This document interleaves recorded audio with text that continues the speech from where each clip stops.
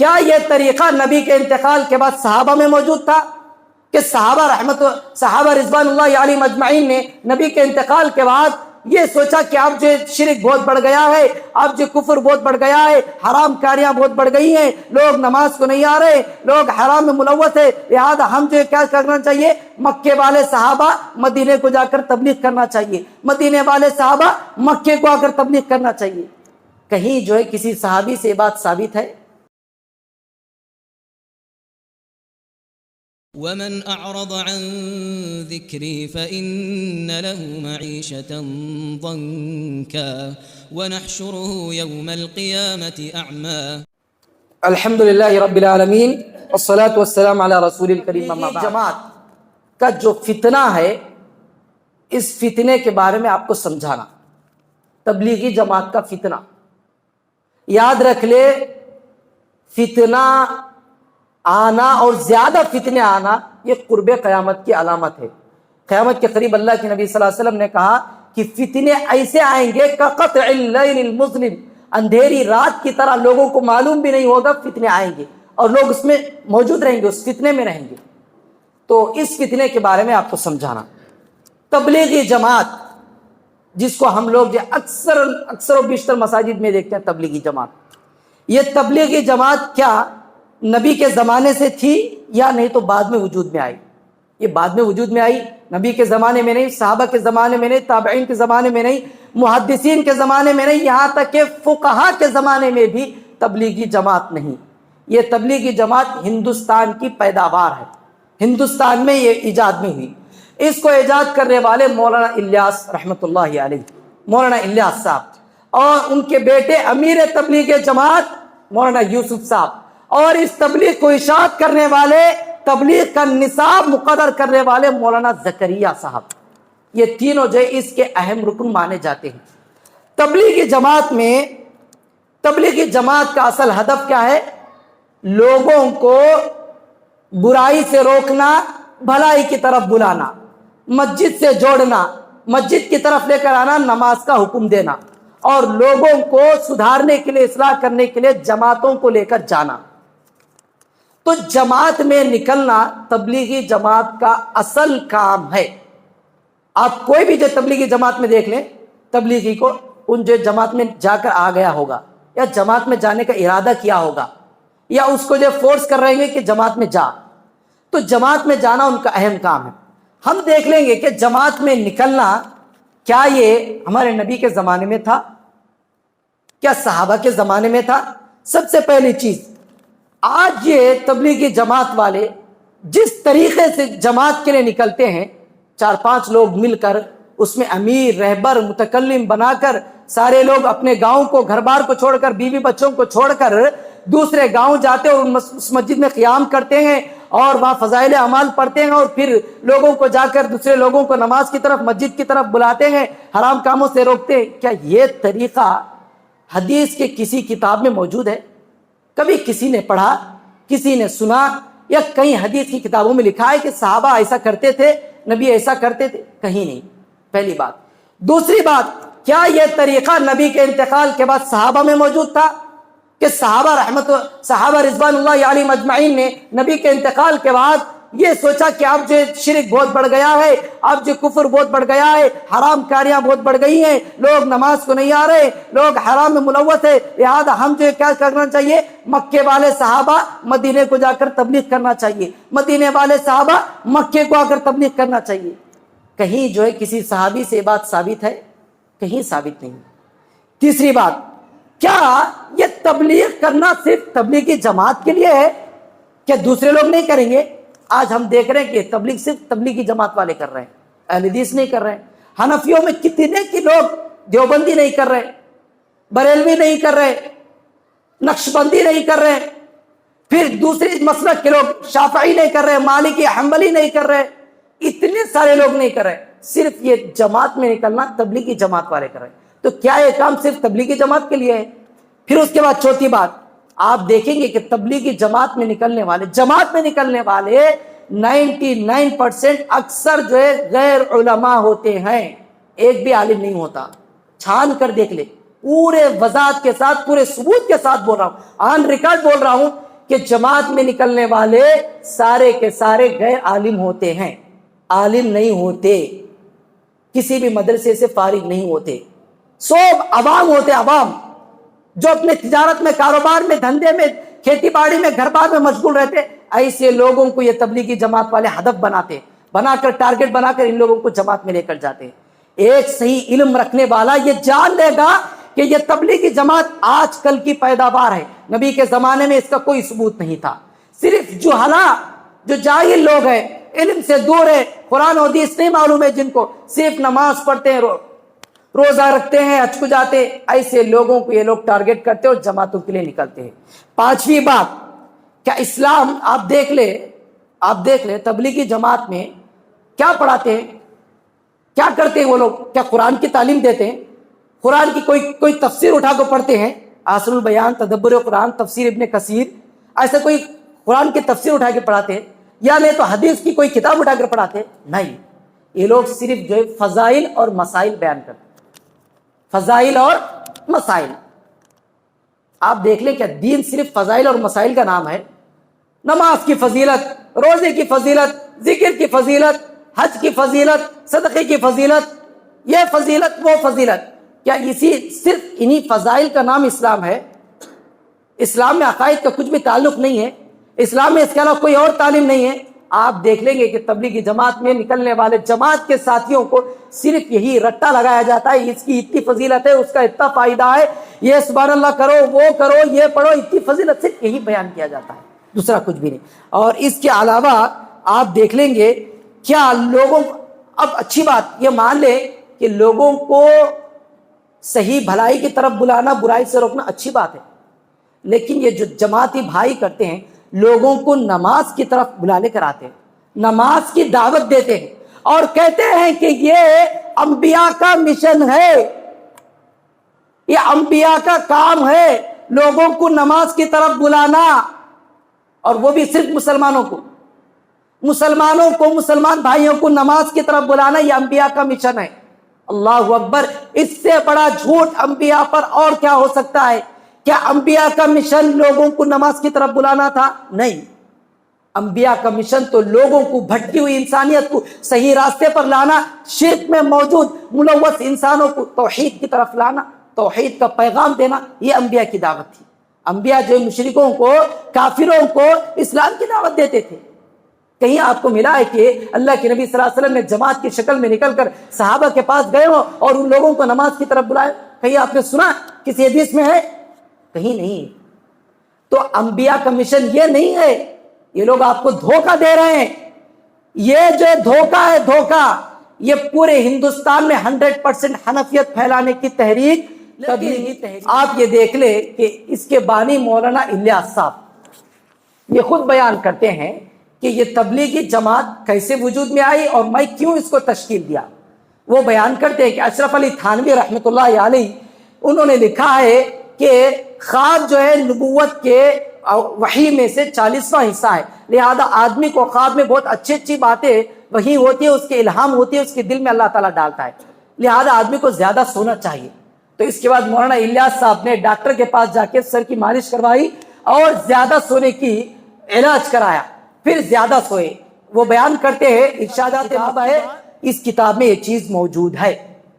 وہ بیان کرتے ہیں مولانا الیاس صاحب کہ میں خواب میں تھا، اللہ تعالیٰ نے کنتم خیر امت اخرجت للناس تأمرون بالمعروف وتنہون عن المنکر، آیت ہے قرآن کی کہ تم بہترین امت ہو جو لوگوں کے لیے پیدا کی گئی ہو، لوگوں کو بھلائی کا حکم دیتی ہو اور برائی سے روکتی ہو۔ تو میں یہ خواب میں دیکھا، اللہ تعالیٰ نے مجھ سے کہا کہ لوگ جو ہے گمراہی میں پڑے ہوئے ہیں، امر بالمعروف و نہی عن المنکر کا کام نہیں کر رہے ہیں، لوگ جو دنیا میں پڑے ہوئے ہیں، دین سے دور ہیں، اسلام سے دور ہیں، آخرت سے غافل ہیں، تو لہذا تم اٹھو اور اٹھ کر لوگوں کو جو ہے تبلیغ دو، لوگوں کو تبلیغ دو۔ پھر صبح اٹھ کر جو ہے وہ لوگوں کو تبلیغ دینے کے لیے، اس جماعت کی تشکیل دینے کے لیے، محنت کرنے کے لیے یہ لوگ جو ہے تیار ہو گئے۔ پھر مولانا الیاس صاحب نے اپنے بیٹے یوسف صاحب کو، سب کو جو اس چیز کے لیے جمع کر لیا۔ یہی نہیں بلکہ مولانا الیاس صاحب کا کہنا یہ بھی ہے کہ یہ تعلیم، تبلیغی جماعت میں تعلیم اشرف علی تھانوی کی اور طریقہ میرا، یہ باقاعدہ ان کا قول ہے، میں اپنی بات نہیں بول رہا ہوں. یہ مولانا الیاس صاحب جو تبلیغی جماعت کے بانی ہیں ان کا قول ہے کہ تعلیم تبلیغی جماعتوں میں تعلیم یہ اشرف علی تھانوی کی ہوگی اور طریقہ جماعت میں نکلنے کا یہ میرا ہوگا. اللہ اکبر. ہونا تو یہ تھا کہ تعلیم نبوی ہو، تعلیم قرآن ہو، تعلیم حدیث ہو، اور طریقہ بھی اس محمد رسول اللہ صلی اللہ علیہ وسلم کا ہو جس کے طریقے پر چل کر نجات حاصل کر سکتے ہیں. جبکہ ان کا کہنا ہے کہ تعلیم تھانوی کی اور طریقہ میرا. اللہ اکبر. انہیں خود جو اپنی زبان سے بول رہے ہیں کہ طریقہ میرا ہے، تو پھر یہ کہنا کہ یہ انبیاء کا طریقہ ہے جماعت میں نکلنا صراحتاً جھوٹ ہے، باطل ہے، یہ فتنہ ہے. یاد رکھ لے، علماء کرام، صحیح علماء، مستند علماء جب فتنے آتے ہیں تو اسی وقت بھاپ لیتے ہیں، لیکن جہلا، جاہل لوگ، عوام لوگ جب فتنہ سر کر کے جب واپس چلے جاتا ہے تو اس وقت ان کو سمجھ میں آتا ہے کہ ہاں یہ فتنہ تھا، یہ گمراہی تھی. ابھی جو سمجھا رہے ہیں علماء کرام تو آپ سمجھ جائیں کہ یہ فتنہ کتنا بڑا ہے. اور یہ چھوڑیے، آپ جماعت میں جائیں، جماعت میں دیکھیں آپ کو کیا پڑھاتے ہیں. کہیں دیکھیں آپ جماعت میں کہ قرآن کی کوئی تفسیر پڑھا رہے ہو، کہیں دیکھیں آپ کو کیا عقیدے کے تعلق سے کوئی باتیں بتا رہے ہو، کہیں دیکھیں آپ کو حدیث کی کوئی مستند کتاب جیسے بخاری ہے، مسلم ہے، صحاح ستہ ہے، سنن ابی داؤد، ترمذی، ابن ماجہ، ایسی بڑی بڑی حدیث کی کتابیں جن لوگوں نے اپنی زندگی ساری کی ساری وقف کر دی حدیث کے لیے. کوئی ایک ایسی حدیث کی کتاب پہ بیان کرتے پڑھتے نہیں. ان کے ڈیسکوں پر، ان کے مسلوں کے پاس فضائل اعمال، فضائل حج، فضائل رمضان، فضائل ذکر، فضائل صدقات، یہ صرف فضائل فضائل فضائل، اور بہت زیادہ بولے تو منتخب احادیث کتاب. صبح شام اس کا رٹ لگاتے ہیں. اللہ اکبر. اچھا، ہم یہ مان لیں کہ یہ کتاب پڑھ رہے مولانا زکریا صاحب کی سب کتابیں ہیں، یہ سب کتابیں مولانا زکریا صاحب کی ہیں. مولانا زکریا صاحب نے، شیخ الحدیث وہ لوگ کہتے ہیں، شیخ الحدیث زکریا صاحب نے ان تمام کتابوں کو جمع کیا. مان لیں، چلو حدیثوں کو جمع کریں، کیا ہم دیکھیں کہ ان میں صحیح حدیث ہے؟ اللہ اکبر. ان میں کہ اکثر حدیثیں 70% جو حدیثیں ضعیف ہے، ضعیف احادیث. فضائل میں جو ضعیف حدیث بیان کر رہے ہیں. اور یہی نہیں، فضائل کے باب میں اللہ اکبر سارے کے سارے قصے بھرے ہوئے ہیں. قصے میں نے پڑھا فضائل اعمال، میں پڑھ کر بول رہا ہوں آپ کو. فضائل حج میں پڑھا ہوں، فضائل صدقات پڑھا ہوں، فضائل اعمال پڑھا ہوں، پڑھ کر میں بول رہا ہوں. آپ بھی پڑھیے، دیکھیے کہ اس میں قصے بھرے ہوئے ہیں ولیوں کے، بزرگوں کے. دیکھو ایک ولی، مختلف قصے بیان ہوتے. ایک ولی ایک وضو سے 40 نمازیں پڑھے. اللہ اکبر.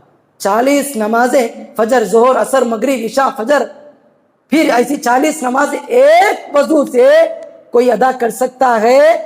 اللہ اکبر. یہ بعید از قیاس، یہ عقل سے دور بات. اور یہی نہیں، اللہ اکبر، فضائل کے تحت، فضائل کے بعد میں عقیدے کے خلاف کی باتیں جو ہے لکھے ہیں، شرکیہ باتیں لکھیں. اللہ اکبر. عقیدہ وحدت الوجود. وحدت الوجود کا مطلب کیا ہے؟ اللہ تعالیٰ انسان میں مل گیا ہے، اللہ کا مظہر ہے، اللہ ہر جگہ موجود ہے. وہاں دیکھو اللہ، یہاں دیکھو اللہ، پیر میں اللہ، ولی میں اللہ، بزرگ میں اللہ. اللہ اکبر. وہ لوگ جو اتنے شرکیہ عقائد بیان کرتے ہیں، وہ لوگ جو اتنے ایسے قصے میں پڑھ کر جو ہے ہنسی بھی آتی ہے. ایک قصہ بیان کرتے ہیں کہ خبر میں ایک موجود ایک ولی، پیر، بزرگ ایک آدمی کے خواب میں آتے ہیں اور اس کو کہتے ہیں کہ ایک اونٹ ذبح کر اور تیرے اونٹ کو ذبح کر کے میرا اونٹ لے کے چلے جا. اور وہ آدمی جب خواب سے اٹھ کر دیکھتا ہے تو دیکھتا ہے کہ اس کے اونٹ سے خون نکل رہا ہے. پھر وہ آدمی پھر سفر پہ نکل جاتا ہے تو ایک آدمی لا کر اس کو اونٹ دیتا اور کہتا ہے کہ میرے باپ نے خواب میں مجھے کہا تھا اور تجھے بھی کہا تھا کہ اونٹ دے، تو لہذا تو اونٹ لے لے اور ذبح کر دے. اللہ اکبر. کتنا شرکیہ یہ چیز ہے. دیکھیں، آدمی جب مر جاتا اس کے بعد دوبارہ واپس نہیں آتا، دوبارہ انسان زندہ ہو کر دنیا میں نہیں آئے گا. لیکن یہ صاحب خبر آدمی واپس بھی آیا اور اس کے اونٹ کو جب خون بھی کیا، خون کیا. اور جب آدمی خواب والا آدمی اٹھ کر دیکھتا ہے اس کے اونٹ سے خون نکل رہا ہے. باقاعدہ یہ چیز فضائل صدقات میں موجود ہے. شرکیہ عقیدہ ہے بھائی. ایسے شرکیہ عقائد بھرے پڑے ہیں اس میں. ایسے عقائد کی تبلیغ کر رہے ہیں اور ایسے عقائد کی تبلیغ کر کے کہہ رہے کہ یہ انبیاء والا کام ہے. ہم تو لوگوں کو سب کچھ اللہ سے ہونے اور غیر اللہ سے کچھ نہ ہونے کا یقین دلاتے ہیں. یہ صرف جو ہے رنگ برنگی جملہ ہے. یہ جملے سے آپ کو جو شرک کی طرف لے کے جا رہے ہیں, اس کی تبلیغ لوگوں کو کر رہے ہیں. اور آپ کو معلوم ہوگا مولانا الیاس صاحب, مولانا یوسف صاحب, مولانا زکریا صاحب اور جتنے بڑے جماعت تبلیغی جماعت کے بڑے بڑے ائمہ اور کبار ہیں, سارے کے سارے صوفی ہیں, صوفی, اور صوفیت کو تائید کرتے ہیں, صوفیت کو. اور صوفیت کا, تصوف کا, رہبانیت کا اسلام میں کہیں اس کا حصہ نہیں ہے. اللہ کے نبی صلی اللہ علیہ وسلم کی مشہور حدیث ہے, 3 صحابہ اسے ہی کام کرنے کے لیے آئے اللہ کے نبی صلی اللہ علیہ وسلم کے پاس. اچھا, صوفی کس سے بولتے ہیں؟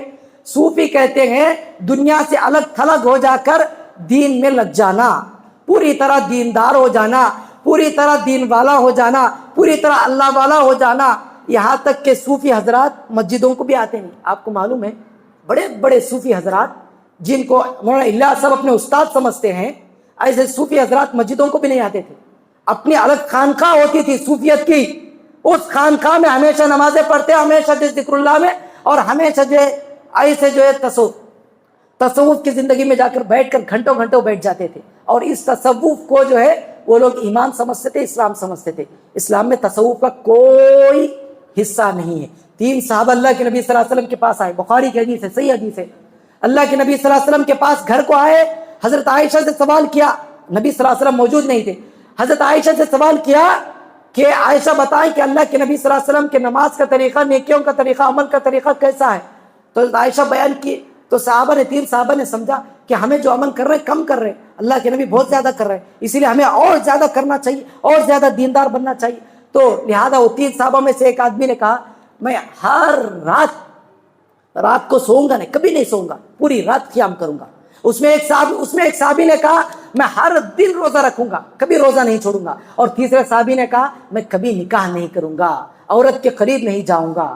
اللہ کے نبی صلی اللہ علیہ وسلم بعد میں آئے, پوچھے کہ کیا ہو گیا, میں تمہیں یہ باتیں سن رہا ہوں. اللہ کے نبی صلی اللہ علیہ وسلم نے کہا میں اللہ سے تم سے زیادہ ڈرتا ہوں.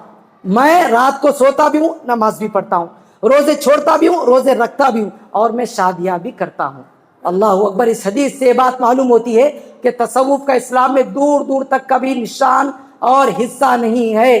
لیکن یہ لوگ جو تبلیغی جماعت کے بانی, امیر اور تبلیغی جماعت کے مبلغ ہیں, یہ صوفی ہیں, صوفیت کو پھیلا رہے ہیں. اور باقاعدہ اپنی زبان سے ایسے لوگوں کے پیچھے چلنا اور ایسی تبلیغ پر کام کرنا, پھر یہ سمجھنا کہ ہم انبیاء والا مشن کر رہے ہیں. اللہ اکبر. یہ سراسر جھوٹ ہے اور باطل ہے. اس فتنے کو سمجھے. میں صرف اصلاح کے غرض سے بول رہا ہوں, کسی کو ٹوکنا, کسی کے بارے میں برا بھلا بولنا, ان غلط ہے ان غلط ہے, میرا مقصد نہیں ہے. ان اريد الا الاصلاح ما استطعت وما توفیقی الا باللہ. میرا کام ہے صرف اصلاح کرنا, بتانا, باقی توفیق دینا, ہدایت دینا اللہ کا کام ہے.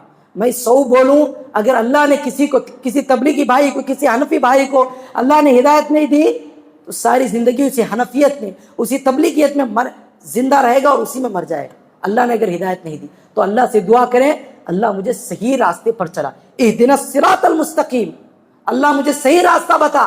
آج جو فتنوں کا دور, اس فتنے میں اللہ تعالیٰ مجھے صحیح راستے پر چلا, نبی پر چلنے والا اللہ مجھے بنائے. آمین. اللہ تعالیٰ ہمیں قرآن و سنت پر چلنے والا بنائے.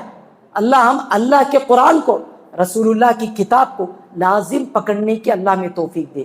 جیسا کہ نبی صلی اللہ علیہ وسلم نے کہا لن تضلوا ما تمسکتم بہما ترکت فیکم امرین. 2 چیزیں میں تمہارے درمیان چھوڑ کے جا رہا ہوں. لن تضلوا, تم کبھی گمراہ نہیں ہوگے, قیامت تک کبھی گمراہ نہیں ہو سکو گے جب تک تم ان 2 چیزوں کو پکڑے رہو گے, کتاب اللہ و سنتی, ایک اللہ کی کتاب قرآن مجید, اور میری سنت یعنی صحیح حدیث. ان 2 چیزوں کو پکڑے رہو, کبھی گمراہ نہیں ہوگے. آپ یہ اپنا عادت بنا لو, میں جو بھی عمل کروں گا حدیث کے مطابق کروں گا. آپ اپنا سارا عمل, چاہے نماز ہو, روزہ ہو, زکات ہو, تبلیغ ہو, کچھ بھی ہو, آپ جو اس کو حدیث پر پرکھ کر دیکھیے. اگر صحیح حدیث میں ہے تو عمل کیجئے, نہیں ہے تو چھوڑ دیجئے. آج سے یہ عمل شروع کر دیجئے. اللہ تعالی ہم سب کو اس کی توفیق دے.